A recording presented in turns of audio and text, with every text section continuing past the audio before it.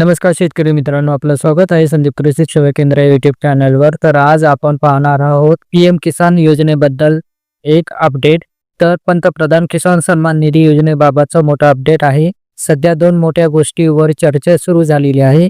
एक म्हणजे काही माध्यमांमध्ये दावा केला जातोय की शेतकऱ्यांना आता वार्षिक 9,000 मिळणार आहेत आणि दुसरीकडे केंद्र सरकारकडून दुहेरी लाभ घेणाऱ्या शेतकऱ्यावर कारवाई सुरू असल्याचे म्हटले जाते. मग नेमकं सत्य काय आहे? पीएम किसानचा पुढचा हप्ता कधी मिळणार आहे आणि कोणते शेतकरी अपात्र ठरण्याची शक्यता आहे? या तिन्ही प्रश्नांची अचूक उत्तर आपण आजच्या या व्हिडिओमध्ये जाणून घेणार आहोत. म्हणून व्हिडिओ शेवटपर्यंत नक्की बघा आणि चॅनल सबस्क्राईब करायला विसरू नका. तर सन 2019 मध्ये लोकसभा निवडणुकीच्या पार्श्वभूमीवर पंतप्रधान नरेंद्र मोदी यांनी देशभरातील शेतकऱ्यांसाठी पंतप्रधान किसान सन्मान निधी योजना सुरू केली.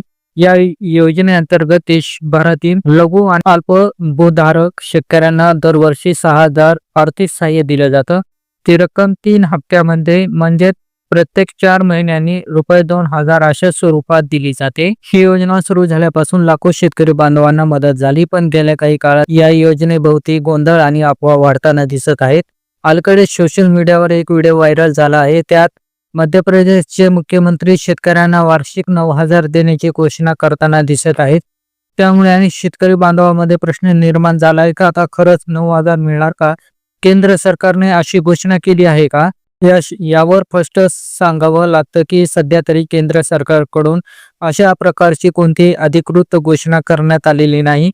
हा 9,000 चा लाभ फक्त काही राज्यांच्या तसेच जसे बिहार, मध्य प्रदेश स्थानिक वचननाम्यामध्ये दिलेला आहे.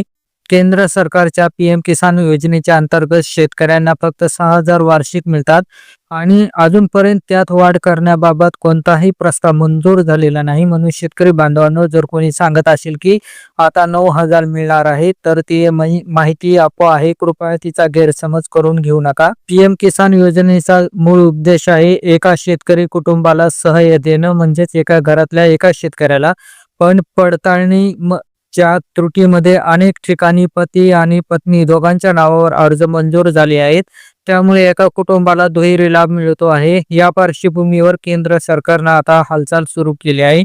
अशा दुहेरी लाभ धारकांना ओळखून त्यांच्या नावावर एक लाभ बंद करण्याची प्रक्रिया सुरू केलेली आहे. तर या प्रक्रियेसाठी केंद्र सरकारने देशभरात फिजिकल व्हेरिफिकेशन मोहीम हाती घेतली आहे.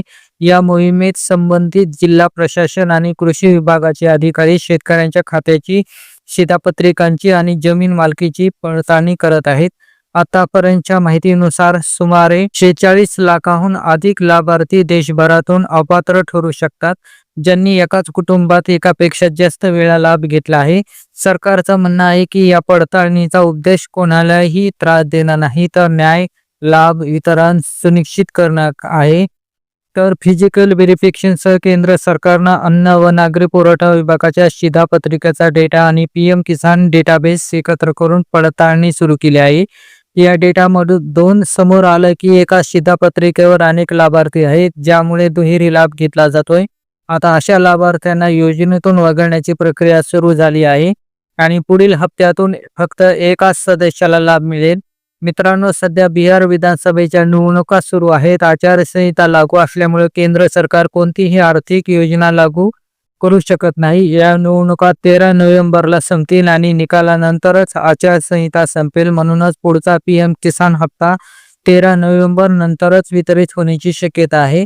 त्यापूर्वी कोणत्याही राज्यात हा हप्ता येणार नाही. याआधी काही राज्यांना जसे पंजाब, हिमालय, जम्मू काश्मीर नैसर्गिक आपत्तीमुळे हप्ता आगाऊ देण्यात आला होता, पण सध्या निवडणुकीमुळे अशी परवानगी मिळालेली नाही. पीएम किसान योजनेचा डेटा राज्य सरकारच्या अनेक योजनांशी जोडलेला असतो. महाराष्ट्रात लागू असलेले नमो शेतकरी महासन्मान निधी योजनेचा लाभ सुद्धा याच पीएम किसानच्या डेटावर अवलंबून आहे. म्हणून जर केंद्र सरकारकडून तुमचं नाव पीएम किसानच्या यादीतून वगळलं गेलं तर राज्य योजनेतूनही तुमचा हप्ता थांबू शकतो. म्हणून शेतकऱ्यांनी आपली माहिती, बँक खाते, आधार, जमीन तपशील आणि शिधापत्रिका अद्ययावत ठेवणे अत्यंत आवश्यक आहे. शेतकरी बांधवांनो, जर तुमच्या कुटुंबातील दोघेही या योजनेत लाभ घेत असतील तर कृपया स्थानिक कृषी कार्यालयाशी संपर्क साधा. आपली माहिती पडताळून घ्या आणि त्रुटी असल्यास ती दुरुस्त करा. असं केल्याने पुढील हप्ता वेळेत मिळेल आणि अपात्र ठरण्याचा धोका टळेल.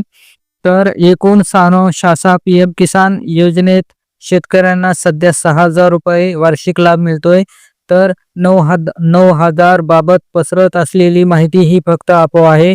दुहेरी लाभधारकावर कारवाई सुरू आहे आणि फक्त एका सदस्याला लाभ दिला जाईल. तर पुढचा हप्ता 13 नोव्हेंबर नंतर शेतकऱ्यांच्या खात्यात जमा होण्याची शक्यता आहे. तर शेतकरी बांधवांनो, अफवावर विश्वास ठेवू नका. फक्त अधिकृत माहितीवरच अवलंबून राहा. आपल्या शेती संबंधी आणि शेतकऱ्यांच्या हक्काच्या बातम्या, योजना, अपडेट्स अशा सोप्या भाषेत जाणून घेण्यासाठी संदीप कृषी सेवा केंद्र यूट्यूब चॅनलला सबस्क्राईब करा. व्हिडिओला लाईक करा आणि शेअर करा, जेणेकरून प्रत्येक शेतकऱ्यापर्यंत खरी माहिती पोहोचेल.